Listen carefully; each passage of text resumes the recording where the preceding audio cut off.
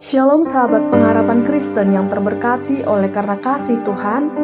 Renungan pada video kali ini adalah tentang perang yang kelihatan dan perang yang tidak kelihatan. Ada suatu peperangan antara kekuatan yang tidak kelihatan di dalam Alkitab yang juga digambarkan di dalam kitab Matius. Namun, seringnya peperangan itu menjadi kelihatan. Peperangan yang tidak kelihatan. Kita tahu bahwa kita berasal dari Allah dan seluruh dunia berada di bawah kuasa si jahat. 1 Yohanes 5 ayat 19.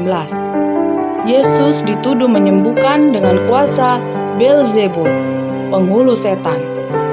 Yesus mengambil kesempatan untuk berbicara tentang peperangan antara dua kerajaan, yaitu Allah dan setan. Kedua kerajaan itu nyata, meskipun kita tidak dapat melihatnya. Masalahnya adalah bahwa kita saat ini tinggal di wilayah musuh. Kita adalah kepunyaan dari kerajaan Allah. Kita berada di pihak Kristus. Oleh karena itu, perjuangan kita bukanlah melawan darah dan daging, tetapi melawan roh-roh jahat di udara.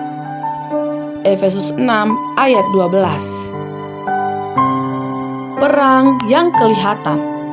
Sejak tampilnya Yohanes Pembaptis hingga sekarang, kerajaan sorga diserong dan orang yang menyerongnya mencoba menguasainya. Matius 11 ayat 12. Setelah dipenjara, Yohanes menyuruh dua orang muridnya untuk memastikan bahwa Yesus benar-benar Mesias. Yesus menunjukkan mandat mesianiknya kepada kedua murid itu dan mendorong Yohanes untuk percaya kepadanya. Dia tidak menawarkan untuk membebaskan dia dari penjara. Kemudian Yesus memuji Yohanes di hadapan para pendengarnya. Nabi terbesar itu tidak dapat menikmati kerajaan sorga yang Yesus khotbahkan karena ia dipenjarakan. Yang lain menikmati pekabaran itu. Itulah sebabnya Yesus berkata, yang terkecil dalam kerajaan sorga lebih besar daripadanya, lebih istimewa dari Yohanes. Matius 11 ayat 11. Yesus mengakhiri pembicaraannya tentang Yohanes dengan mengatakan perkataan yang penuh dengan teka-teki dalam Matius 11 ayat 12. Apakah yang Yesus maksudkan? Mari kita bandingkan bagaimana kalimat tersebut diterjemahkan ke dalam bahasa Indonesia dalam versi Alkitab yang berbeda. Dan sejak zaman Yohanes Pembaptis mulai berkhotbah sampai sekarang, kerajaan sorga telah maju secara terpaksa dan orang-orang yang kejam sedang menyerangnya. Dari zaman Yohanes Pembaptis sampai sekarang, kerajaan sorga telah maju secara paksa dan orang-orang yang kejam telah menyerangnya. Kata kerja Yunani biajetai dapat berarti apakah maju secara terpaksa atau menderita tindakan kejahatan. Kata kerja biastai dapat berarti apakah orang kuat atau bersemangat atau orang yang melakukan kejahatan. Tidak peduli bagaimanapun kita menafsirkan ayat itu, hal yang pasti adalah perang yang nyata dan kita ikut terlibat. Kisah tentang Yohanes Pembaptis adalah bagian lain dalam perang ini. Kita adalah bagian lain dalam perang ini. Menjadi setia kepada Yesus tidaklah pernah mudah di atas bumi ini. Ada pertempuran-pertempuran dalam peperangan ini yang mengambil tindakan dalam tempat di hati kita sehari-hari. Musuh mengancam untuk mempengaruhi keputusan dan perbuatan kita. Jangan kamu menyangka bahwa aku datang untuk membawa damai di atas bumi. Aku datang bukan untuk membawa damai, melainkan pedang. Matius 10 ayat 34. Perang yang dimenangkan.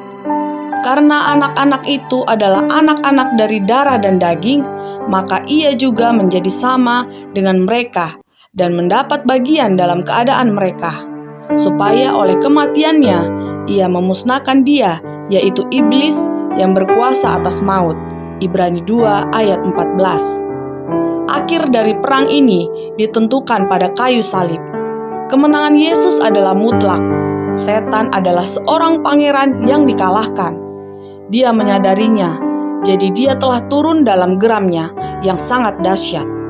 Karena ia tahu bahwa waktunya sudah singkat. Wahyu 12 ayat 12. Dia adalah singa yang mengaum-ngaum. 1 Petrus 5 ayat 8 yang masih dapat melukai kita. Dia menggunakan penggodaan yang licik untuk mencuri kesetiaan kita dan membuat kita kehilangan kerajaan yang kekal. Pertanyaan penting adalah, di pihak mana kita berada? Godaan dari setan menampilkan perkara-perkara duniawi dan membuatnya jadi mengasihkan dan menarik, sehingga realitas surgawi terhalang dan cinta terhadap dunia menjadi yang pertama. Dan hal ini telah menjadi suatu kekuatan yang begitu besar, yang mana hanyalah Yang Maha Kuasa yang dapat mengatasinya. Pekerjaan setan adalah mengikat pikiran terhadap dunia. Kristus datang untuk mematahkan daya tarik setan, mengatasi pekerjaan setan, dan menarik pikiran jauh dari perkara duniawi kepada perkara sorgawi. Dia sendirilah yang memampukan kita memecahkan daya tarik itu. Dengan realitas kekekalan dalam pandangan kita akan terbiasa untuk memperkuat pikiran kita terhadap kehadiran Allah. Hal ini akan menjadi perisai melawan musuh yang akan datang. Demikian firman Tuhan, Tuhan Yesus memberkati.